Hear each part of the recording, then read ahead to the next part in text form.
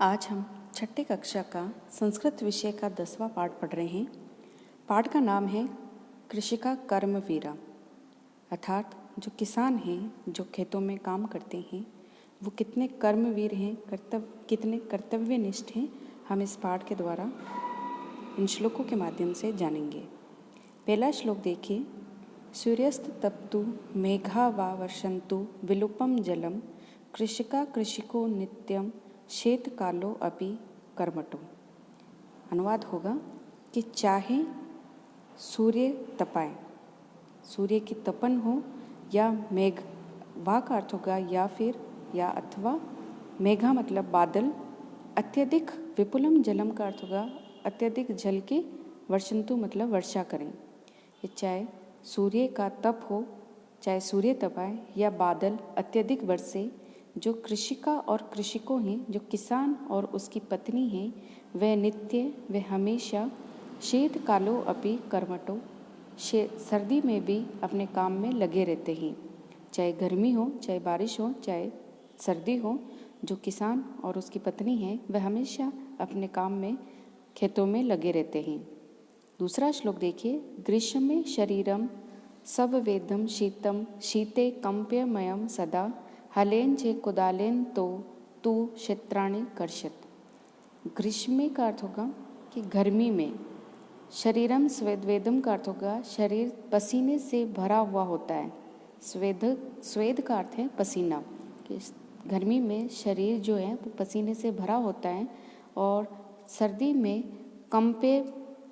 कंपयम का अर्थ होगा कांपता हुआ रहता है, ठंड की वजह से कांपता हुआ रहता है।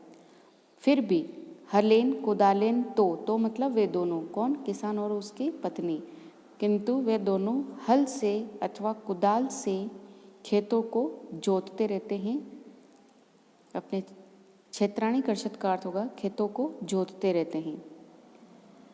आगे देखिए तीसरा श्लोक। पादयोने पदत्राणे शरीरे वसनानि नो निर्धनम जीवनम कष्टम सुखम दूरे ही तिष्ठति।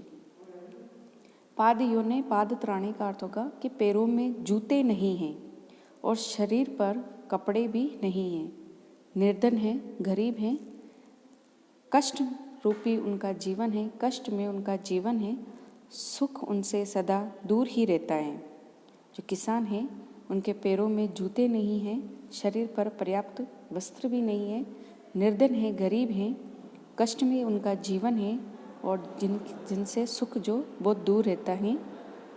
अगला श्लोक देखिए चौथा। गृहम जीर्णम न वर्षासु वृष्टिम वारितुम शमम तथापि कर्म विरत्वम कृषिकाणाम न नश्यति। गृहम जीर्णम का अर्थ होगा कि घर जीर्ण है, टूटा फूटा है या पुराना है।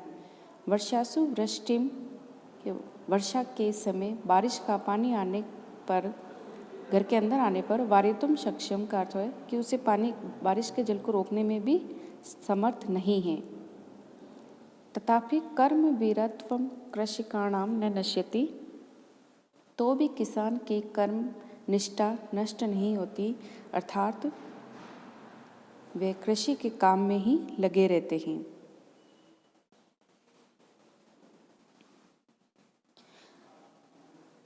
तयो शर्मेण क्षेत्राणि सस्य पूर्णानि सर्वदा धरित्री सरसा जाता या शुष्का कंठ का व्रता। कि उन दोनों की, तयो मतलब उन दोनों की, शर्मेण क्षेत्राणि है परिश्रम से खेत सदा, उन दोनों के जो खेत है, तयो शर्मेण क्षेत्राणि सस्य पूर्णानि सर्वदा, की उन दोनों के परिश्रम से जो खेत है वो हमेशा जो है फसलों से भर जाते हैं। धरणी सरसा जाता, और जो धरती है वो भी हरी भरी हो जाती है, चाहे वो शुष्क हो, सूखी हुई हो, या फिर कांटों से भरी हुई। कंटकाव्रता का अर्थ होगा कांटों से भरी हुई। शाकमत्रम फलम दुग्धम दत्वा सर्वेभ्य एव तो शुद्धा त्रिशाकुलो नित्यम विचित्रो जन पालको। कि वे दोनों जो हैं, शाक का अर्थ होगा सबको, सब्जी, शाक मतलब सब्जी, मनम का अर्थ है यहाँ पर अन्न, फल, दूध देकर सभी को देते हैं, कि वे दोनों सबको सब्जी, अल, फल, दूध आदि देते हैं, किंतु शुद्रा तृषात कुलो, कि वे स्वयं भूख और प्यास से व्याकुल रहते हैं। नित्यम विचित्रो जनपालको, कि वे हमेशा भूख और प्यास से व्याकुल रहते हैं। विचित्र हैं, अनोखे हैं जनपालक, कि स्वयं भूखे रहकर दूसरों की भूख मिटाते हैं। तो ऐसे ये किसान हैं जो स्वयं कार्य करके लोगों का भरण पोषण का कार्य करते हैं।